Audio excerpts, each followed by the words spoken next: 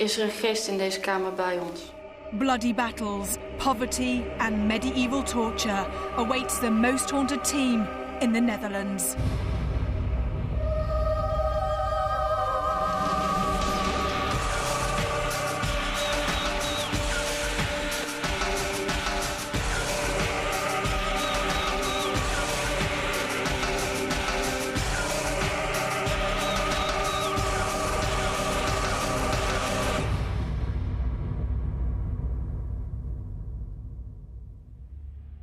Hello and welcome to Most Haunted. This remote castle has been many things in its history. It's had its fair share of bloodshed and pain, and supposedly many ghosts roam here. That's why we decided to come and investigate Kasteel Ammersoyen in Holland. Built in 1350, this building has passed through the hands of many families. Sometimes inherited, it was on other occasions fought for. Many of its battle scars have resulted from warring Dutch families, as well as Spanish and French occupation. A deadly fire in 1590 left the grieving Van Arkel family in near financial ruin, and with no option but to leave the building partially repaired. Since 1873, Ammersoyen acted as a convent, village hall and even a factory until it's purchased by a castle trust in 1957, when it was finally restored to its original splendour. This is a fine example of a medieval Dutch castle. There have been sieges laid to it, plague, death, murder and intrigue. And the amazing thing about not only the Dutch but many Europeans is that they just don't seem to accept that there are such things as ghosts. And to be quite honest with you, we're here to prove them wrong. They do admit to at least 2 ghosts actually haunting this place, which for us is a damn good start.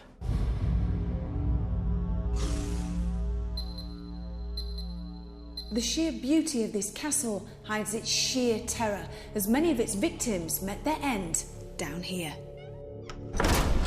For the smallest crime, a person would be dropped through the hatch and into the cellar, where they would either be tortured or left on their own to die. So it's no wonder that dark shapes and strange groaning noises are heard on many a dark night. There are people or ghosts here. I experienced it myself for once when I was alone in the cellar, just on one place. And then I had a visitor on my left shoulder, and when I want to look at it, her, him, it goes with me. So it doesn't show really, but it's turning like this. And when I go further into the cellar, then it's gone.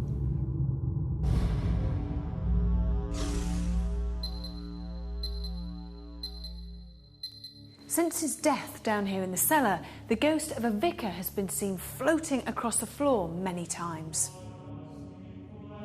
For some strange reason, in 1873, Arthur de Velmont, who owned the castle, gambled his property away to a Catholic priest, and it was taken over by the church. The place became a convent and had nuns in it until 1946. Whether there's a connection with the priest that haunts the place and either the nunnery or that gambling debt, nobody knows.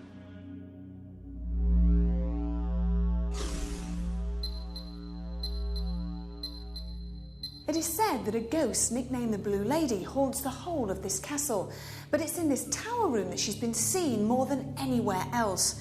Her form has been seen by many people, and employees feel sick just standing in some of the rooms. The ex-manager, he always felt the presence of a blue lady in certain rooms of the castle. One night he slept in front of the fireplace here. When the whole area was evacuated, he didn't want to leave the castle.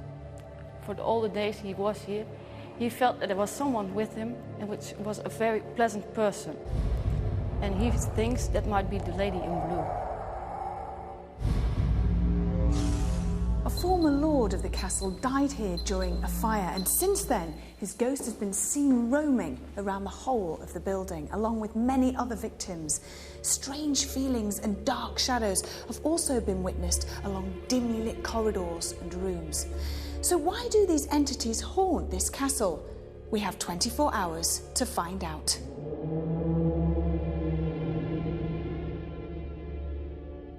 Parapsychologist Kieran O'Keefe has joined the rest of the Most Haunted team on our second investigation in the Netherlands. So Kieran, what are you expecting tonight in this particular castle? The eyewitness accounts in this castle have focused more on apparitions and a sense of presence.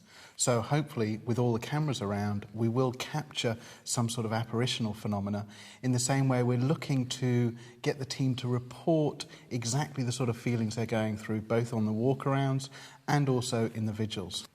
Now, I've been doing a little bit of table tipping. It seems to be working incredibly well. Is there anything else that we can do, maybe tonight, maybe enhance already what we're doing? I think sceptics might argue that you could put in further controls to make sure that no sort of fraud is being committed. However, the way that you've conducted the table tipping so far, with ensuring that you have cameras on the floor so nobody's moving with their feet, is fine. In terms of taking it slightly further, a lot of groups reporting table phenomena have also reported knocks on the table. So perhaps in questioning, when you're sitting around the table, you could encourage the spirit to communicate via knocks, perhaps placing some objects from the castle on the table. So which out of the locations that you've already seen do you think that most people will be fearful in? I think most people will be fearful in the dungeon.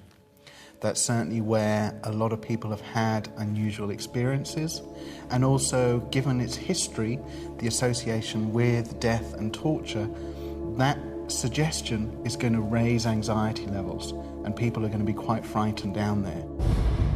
As part of the investigation, Kieran will conduct several experiments to monitor for paranormal activity. Medium Derek Akora has also been invited to join us in the Netherlands, arriving at this remote location just before filming commenced. With all the crew eager to see what the night would bring, it was time for the Most Haunted team to investigate Kasteel Ammersoyen.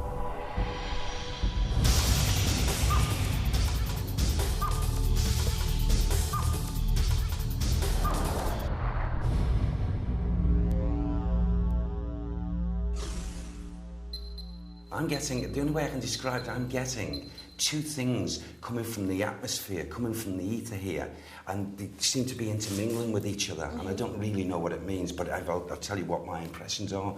It seems as if I got, for some reason, a Spanish atmosphere or influence, and then it transports, for some reason, as crazy as it may sound, to like a French atmosphere. So I feel at some time something has happened here where there's been, I know it's a castle, but I feel there's been a lot of fighting going on and a lot of people being huddled together and pushed together. Incarceration, it's as simple as that. And I feel a lot of misery and a lot of unhappiness and a lot of howling and screaming. And I also feel... nasty things happening to some of these souls. What sort of things? I feel that there's been, without a doubt, there's been a torture, because that's thick and fast. Now, it's not just housed down here, Evie. It goes up. Right. For some reason. It goes up from this chamber.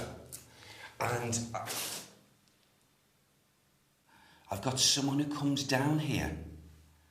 It's a spirit person, a spirit man. And he's very, very strong when he's down here for some reason. Very strong. I'm going to copy exactly what my guide Sam said. And he said, Joris comes down here. Joris. Joris. And he died because of the result of the great flames engulfed in this castle. So he died in the fire? Yes. Okay. And he walks around still to this day. And he not just here, but he causes a lot of disturbance throughout the castle. Yes. He keeps on saying Van. Go on, more please. Van Arkel. Van Arkel. Okay. Van Arkel. Lord Joris Van Arkel. Okay.